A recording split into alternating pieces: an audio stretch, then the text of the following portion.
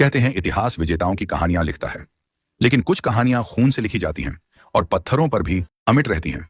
ये कहानी उस नंगेली की है जिसने इज्जत के लिए अपनी देह को कुर्बान कर दिया, और आज हम उसके बलिदान के कर्जदार हैं। आज जो आप साड़ी पहनकर गर्व से चलती हैं, उस गर्व की बुनियाद खून से लिखी गई है। ये कहानी उस स्त्री की है जिसने अपना सीना चीरकर इतिहास को शर्मिंदा कर दिया था। दोस्तों, आज हमारी अलमारियां रंग बिरंगी बनारसी साड़ियों से भरी हुई हैं। रेशम की चमक, सोने की जरी, हर तहजीब, हर उत्सव में एक नारी अपनी साड़ी से अपनी गरिमा को ओढ़ती है। लेकिन क्या कभी आपने रुककर सोचा है, कभी सचमुच दिल से सोचा है कि इस साड़ी को पहनने का अधिकार किसने दिया? क्या आपने कभी जानने की कोशिश की कि किस कीमत पर इस गरिमा की साड़ी हमें मिली? क्या आपको पता है कि कभी इसी भारत भूमि पर स्त्रियों को अपनी छाती ढकने का भी अधिकार नहीं था? हाँ, आपने सही सुना। छाती ढकना एक अपराध था। सिर्फ अपराध ही नहीं, अगर कोई निम्न जाति की स्त्री अपनी देह को ढकने का साहस करती थी तो उसे कीमत चुकानी पड़ती थी। वह कीमत थी टैक्स, मुलक्करम, ब्रेस्ट टैक्स। सोचिए, अपने शरीर पर कपड़ा डालने के लिए भी, सम्मान से जीने के लिए भी इंसानों को पैसा देना पड़ता था। यह कोई कहानी नहीं है, यह कोई काल्पनिक कल्पना नहीं है। यह हमारे इतिहास का वो लहूलुहान पन्ना है जिसे जानबूझकर चुपचाप तहखानों में छुपा दिया गया। लेकिन जब जुल्म हदें पार कर देता है तो मिट्टी अपने भीतर से क्रांति को जन्म देती है। और त्रावणकोर, जो आज केरल है, कि उसी अपमानित धरती से उठी थी एक नारी जिसका नाम सदियों तक गूंजेगा, नंगेली। वो अकेली थी, वो बेबस थी, लेकिन उसकी आत्मा आग से भरी थी। और उस आग ने त्रावणकोर जैसे सामंती साम्राज्य की नींव को हिलाकर रख दिया। इज्जत, जिसे इंसान का सबसे बुनियादी अधिकार माना जाना चाहिए, उसी इज्जत पर टैक्स लगा दिया गया था। त्रावणकोर की वो भूमि जहां सूरज हर दिन उगता था, लेकिन उसकी रोशनी भी जाति के पर्दों से छनकर बंट जाती थी। वहां एक कानून था, एक ऐसा घिनौना नियम जिसने मानवता के मुंह पर कालिख पोत दी थी। मुलक्करम, ब्रेस्ट टैक्स। हाँ, स्त्री के स्तनों पर कर। अगर आप अवर्ण थे, अगर आप निचली जाति के थे, तो आपकी देह पर भी आपका हक नहीं था। आपकी छाती ढकी तो जुर्म, ढकना चाहो तो टैक्स भरो। छोटे गांवों में गलियों के नुक्कड़ों पर पर्वथियार कर वसूलने वाले भटके रहते थे। वे निम्न जाति की महिलाओं को रोकते थे, घूरते थे, उनकी देह का आकार नापते थे और उसी नाप के हिसाब से तय करते थे कितना टैक्स देना होगा। सोचिए, एक मां जिसकी गोद में दूध मुंहा बच्चा है, उसे भी रोते बच्चे को चुप कराने से पहले अपनी इज्जत की कीमत चुकानी पड़ती थी। यह केवल आर्थिक लूट नहीं थी, यह था आत्मा का बलात्कार, इंसानियत के नाम पर धब्बा, धरती के माथे पर कलंक।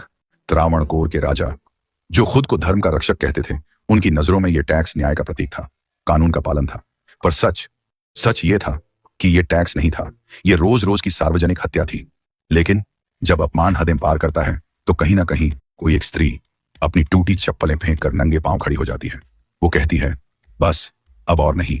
त्रावणकोर की उस घुटन भरी हवा में जब सबने चुप्पी ओढ़ ली थी, तब एक स्त्री ने अपनी चुप्पी को आग बना लिया था। वो थी नंगेली, जिसकी कहानी अब करवट लेने वाली थी। एक ऐसी करवट जो इतिहास को हिला देने वाली थी। जब जुल्म रोज की हवा बन जाए तो किसी एक सांस में बगावत पैदा होती है। त्रावणकोर की वही भूमि, वही धूप, वही हवाएं, जहां हर रोज सैकड़ों महिलाएं इज्जत का टैक्स भरती थी, अपने आंसू पीती थी और चुपचाप मिट्टी में मिल जाती थी। लेकिन इस चुप्पी में एक दिन एक ऐसी लड़की पैदा हुई जिसने रोने से मना कर दिया, जिसने आंसू नहीं बहाए, जिसने सवाल पूछे। उसका नाम था नंगेली। नंगेली, जिसका जन्म किसी महल में नहीं हुआ, बल्कि टूटी हुई झोपड़ी में हुआ था, जहां छत से बारिश टपकती थी, जहां चूल्हा जलाने से पहले आंखें ऊपर उठाकर ईश्वर से लकड़ी मांगनी पड़ती थी। लेकिन उसी टूटी मिट्टी में, उसकी रगों में बहता था आग का पानी।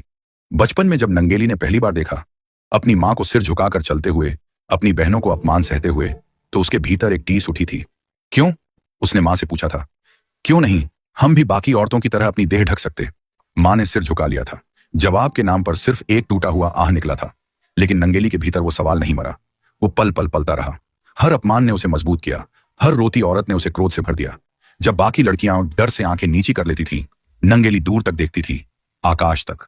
उस आकाश तक जो किसी जाति, किसी कर, किसी राजा का गुलाम नहीं था।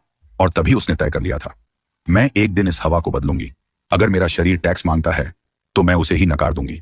अगर मेरी इज्जत पर कोई कीमत लगाई गई है तो मैं उसे अपने खून से खरीदूंगी। नंगेली छोटी थी, लेकिन उसकी आत्मा उस वक्त के सम्राटों से भी ऊंची थी। वो मिट्टी में खेलती थी, लेकिन उसकी सोच सिंहासन हिला सकती थी। सपनों को बड़े महलों की जरूरत नहीं होती, कभी कभी एक टूटी हुई झोपड़ी में भी इंसान दुनिया को बदलने का हौसला पाल लेता है। नंगेली बड़ी हो रही थी। उसके सपनों की दुनिया बहुत साधारण थी। न रेशमी साड़ियों का ख्वाब, न महंगे गहनों की तमन्ना, बस एक सम्मान भरी जिंदगी जहां वह सिर ऊंचा करके सांस ले सके। उसकी मुलाकात हुई चिरुक्कंडन से। चिरुक्कंडन एक साधारण मजदूर।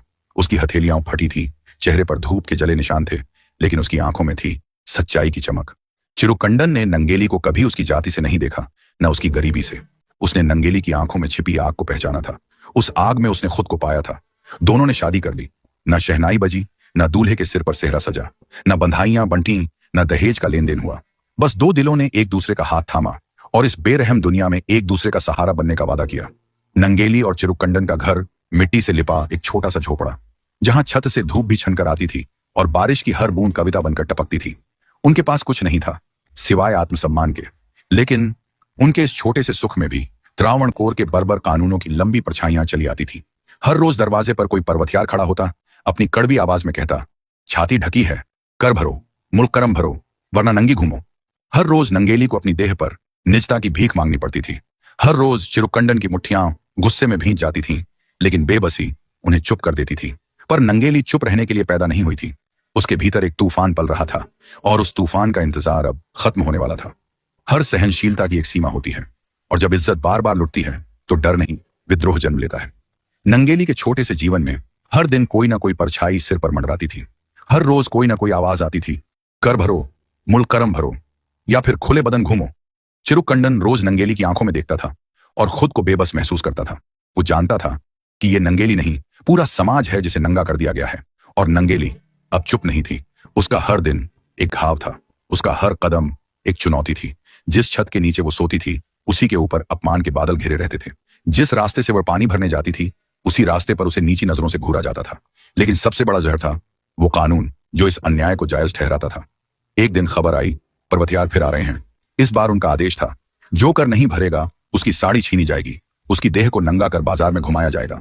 यह सुनते ही चिरुकंडन की आंखों में आंसू आ गए। उसने नंगेली से कहा, चलो कहीं भाग चलते हैं, कहीं दूर, जहां इज्जत को खरीदा ना जाता हो। लेकिन नंगेली मुस्कुराई थी, एक धीमी थरथराती लेकिन अडिग मुस्कान। उसने सिर हिलाया था, नहीं, अगर हम भाग गए तो यह जुल्म कभी खत्म नहीं होगा। उस दिन नंगेली ने एक फैसला लिया था, एक ऐसा फैसला जो सदियों के घुटन भरे इतिहास का रास्ता मोड़ने वाला था। वो जानती थी इस लड़ाई में या तो वो बचेगी या इतिहास उसे याद रखेगा। और नंगेली ने तय कर लिया था, मेरी देह मेरी है, इसे अब कोई खरीद नहीं सकता। कोई कानून, कोई राजा अब मेरे अस्तित्व पर कीमत नहीं लगाएगा। कुछ लड़ाइयां अस्त्र शस्त्र से नहीं लड़ी जाती, कुछ लड़ाइयां लड़ी जाती हैं अपने लहू से, अपने अस्तित्व से। उस दिन सुबह की हवा भी अजीब थी। सूरज निकला था, लेकिन उसकी रोशनी में भी भय का सन्नाटा पसरा था। गांव की गलियों में खबर फैल चुकी थी, पर्वतियार आ रहे हैं, आज टैक्स वसूली होगी, जो नहीं देगा उसकी साड़ी नोच ली जाएगी, उसे भीड़ में घसीटा जाएगा। नंगेली जानती थी यह सिर्फ उसकी इज्जत की बात नहीं थी, यह हर उस औरत की इज्जत की लड़ाई थी जिसे सदियों से गुमनाम रखा गया था। चिरुकंडन ने उसे रोका, कहा, मत कर ये सब, हम कहीं छुप जाएंगे। लेकिन नंगेली ने सिर्फ एक नजर उठाई थी जिसमें डर नहीं था, सिर्फ आग थी। वह उठी, चुपचाप अपनी साड़ी के पल्लू को ठीक किया, अपने घर के बाहर आंगन में खड़ी हो गई और इंतजार करने लगी। पर्वतियार आए, आंखों में सत्ता का नशा था, हाथ में फरमान था। उन्होंने चीख कर कहा, कर दो, टैक्स दो या कपड़ा उतारो। नंगेली ने एक पल को भी झिझकी नहीं, न कोई सफाई दी, न कोई माफी मांगी।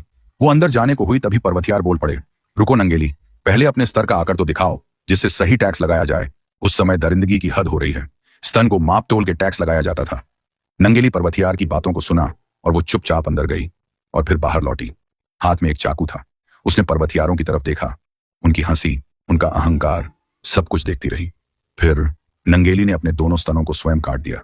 हाँ, अपने हाथों से, अपने सीने से, अपने अस्तित्व से उस गुलामी को अलग कर फेंक दिया। उसने अपने कटे हुए स्तन एक केले के पत्ते पर रखे और पर्वतियारों के सामने रख दिए। खून बहता रहा, जमीन लाल होती रही, लेकिन नंगेली की आंखें अब भी खुली थीं। उन आंखों में ना आंसू थे, न दर्द, सिर्फ एक गहरी आकाश को चीरती हुई चुनौती थी। कहने लगी, लो, ये रहा टैक्स, दे दो अपने राजा को। अब ना मेरे पास स्तन बचेंगे और ना तुम मेरे स्तनों की नाप लेकर मुझसे टैक्स मांगोगे। गांव वाले दौड़ आए, लेकिन देर हो चुकी थी। नंगेली का शरीर थरथराता रहा और फिर एक गहरी अंतिम सांस लेकर वह शांत हो गई। लेकिन उसकी चुप्पी उस दिन पूरे त्रावणकोर में गूंज उठी थी। कुछ बलिदान इतने बड़े होते हैं कि शब्द भी उनके सामने सिर झुका लेते हैं। नंगेली की देह अब मिट्टी पर पड़ी थी, लाल खून से भीगी हुई जमीन, जहां एक तरफ उसका कटा हुआ शरीर था और दूसरी तरफ उसका सीधा उठता हुआ आत्मसम्मान। गांव के लोग भाग कर आए थे, चीख पुकार मच गई थी। क्या कर दिया नंगेली ने? किस हद तक चली गई ये लड़ाई? ये तो मौत को गले लगा बैठी। लेकिन नंगेली के चेहरे पर एक अजीब शांति थी। चिरुकंडन दौड़ता हुआ आया। उसने नंगेली के कटे हुए शरीर को गोदी में उठाया, उसके लहूलुहान चेहरे को अपने कांपते हाथों से सहलाया। नंगेली, उठो, देखो, मैं आ गया हूं। लेकिन नंगेली की आंखें अब आसमान की तरफ थीं, जैसे पूछ रही हों, अब भी बताओ, इज्जत के लिए टैक्स देना पड़ेगा। चिरुक्कंडन ने उसे सीने से लगा लिया। वह रोया। उसने जमीन पर सिर पटका। तुम चली गई, पर मैं अब इस दुनिया में कैसे जीऊंगा। उसने अपनी पत्नी के कटे हुए शरीर को उठाया, गांव के बीचों बीच ले गया और जमीन पर आग लगा दी। हाँ, चिरुक्कंडन ने नंगेली के शव के साथ खुद को भी आग के हवाले कर दिया। दोनों जलते रहे और पूरा गांव देखता रहा कैसे एक स्त्री और एक पुरुष ने अपने प्रेम और अपने स्वाभिमान से त्रावणकोर के शाही आदेशों को जला दिया था। इस बलिदान ने त्रावणकोर की दीवारों में दरार डाल दी थी, सिंहासन हिलने लगे थे और सबसे बड़ी बात, लोगों की चुप्पी टूटने लगी थी। नंगेली मर चुकी थी, लेकिन उसकी आत्मा अब हवा में थी, हर औरत की आंखों में थी, हर बेबस आदमी की मुट्ठी में थी। कभी कभी एक मौत सैकड़ों जिंदा दिलों को जगा देती है। नंगेली और चिरुक्कंडन की चिता से उठता धुआं सिर्फ लकड़ी का नहीं था, वो धुआं सदियों की घुटन थी जो अब आसमान की ओर उठ रही थी। गांव के हर कोने में, हर झोपड़ी में, हर दिल में अब एक नया सवाल गूंज रहा था, कब तक हम अपनी माओं, बहनों, बेटियों की इज्जत के लिए टैक्स चुकाते रहेंगे? कब तक हमारी आत्मा को बेचा जाएगा? गांव में एक हलचल मच गई थी। वो लोग जो कल तक सिर झुकाकर चलते थे, आज आंखें उठाकर एक दूसरे को देख रहे थे। नंगेली का लहूलुहान चेहरा, चिरुक्कंडन की जलती हुई चीख, इन सब ने डर को राख कर दिया था। औरतें, जिन्हें सदियों से सिखाया गया था सिर झुकाना, अब एक दूसरे का हाथ पकड़ने लगी थीं। उनकी आंखों में आंसू थे, लेकिन पहली बार उन आंसुओं के पीछे चुप्पी नहीं, क्रोध था। पुरुष, जिन्हें सदियों से कमजोर बना दिया गया था, अब मुट्ठियां भींचने लगे थे। धीरे धीरे गांव से निकलकर ये आग आसपास के इलाकों में फैलने लगी। हर जगह चर्चा होने लगी। क्या सुना तुमने? नंगेली ने टैक्स देने से इनकार कर दिया। उसने अपने सीने से विरोध किया। उसने अपने खून से जवाब लिखा। त्रावणकोर के दरबार तक यह खबर पहुंच चुकी थी।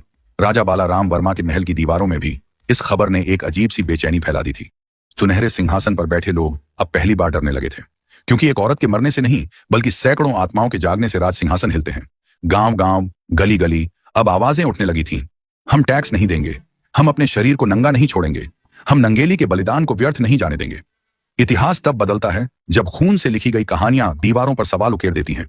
नंगेली का बलिदान, चिरुक्कंडन की चिता, गांव की हलचल, यह सब अब सिर्फ गांव तक सीमित नहीं रहा था। यह हवा बनकर फैला, यह बवंडर बनकर पूरे त्रावणकोर में गूंजने लगा। त्रावणकोर के महल के भीतर, जहां कभी संगीत, नृत्य और सत्ता के गीत गूंजते थे, अब वहां भय का सन्नाटा था। राजा बालाराम वर्मा, जो खुद को ईश्वर का प्रतिनिधि मानते थे, अब उनकी आंखों के सामने सवालों की आंधी खड़ी हो चुकी थी। कब तक? कितनी नंगेलियां और चाहिए? कितनी छातियां और कटेंगी? कितनी माताएं लहूलुहान होंगी? रियासत के अफसरों ने दरबार में फुसफुसाना शुरू कर दिया था। महाराज, यदि अभी भी टैक्स नहीं हटाया गया तो यह विद्रोह महल की चौखट तक पहुंच जाएगा। गांव उठ खड़े हुए हैं। औरतें अब डरती नहीं हैं। यह आग बुझानी होगी, वरना ताज भी जल जाएगा। सत्ता का अभिमान जब जनता के आंसुओं से भीगने लगे तो उसे घुटनों पर आना ही पड़ता है, और यही हुआ। 1803 में त्रावणकोर रियासत ने मुलक्करम ब्रेस्ट टैक्स को आधिकारिक रूप से समाप्त कर दिया। अब से निम्न जाति की महिलाओं को अपने शरीर को ढकने का अधिकार दिया जाता है। कोई कर, कोई प्रतिबंध उन पर लागू नहीं रहेगा। यह कोई सामान्य आदेश नहीं था, यह नंगेली के लहू से खरीदा गया आदेश था। यह चिरुक्कंडन की चिता से उठती लपटों से मजबूर किया गया आदेश था।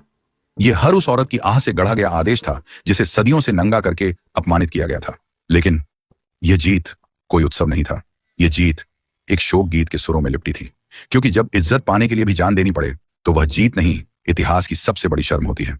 कुछ नाम पत्थरों पर नहीं, रगों में गूंजते हैं। कुछ कहानियां किताबों में नहीं, आत्माओं में जिंदा रहती हैं। नंगेली का शरीर तो मिट्टी में मिल गया, लेकिन उसका बलिदान आज भी हवाओं में तैरता है। उसका साहस, उसका विद्रोह, उसकी चुपचाप बहादुरी आज भी हर उस इंसान की रगों में धड़कती है जो इज्जत को जन्मसिद्ध अधिकार मानता है। नंगेली ने हमें सिखाया, सम्मान मांगा नहीं जाता, सम्मान छीना भी नहीं जाता, सम्मान जिया जाता है। उसने सिखाया कि कोई भी कानून, कोई भी परंपरा, कोई भी राजा इंसान के शरीर, आत्मा और स्वाभिमान पर टैक्स नहीं लगा सकता। आज जब हम अपनी पसंद की साड़ी पहनते हैं, जब हम खुलेआम अपनी गरिमा को ओढ़ते हैं, तो शायद हम नंगेली का शुक्रिया अदा करना भूल जाते हैं।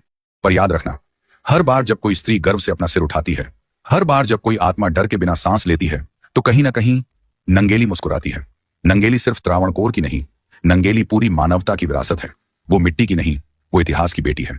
नग्नता थोपने वालों के खिलाफ एक स्त्री ने अपनी देह से विद्रोह रचा और बता दिया कि इज्जत बिकाऊ नहीं होती, इज्जत जिंदा रहना जानती है। नमन है उस आत्मा को जो आज भी हमें सीना तान कर जीने की हिम्मत देती है। सदियों से जिन कहानियों को दबा दिया गया, जिन बलिदानों को मिटा दिया गया, जिन नायिकाओं को इतिहास से खुरच दिया गया, उन्हें फिर से जिंदा करने का एक छोटा सा प्रयास है ये चैनल। ये सिर्फ एक चैनल नहीं है, ये उन चुप कर दी गई आवाजों का पुनर्जन्म है, उन आंखों की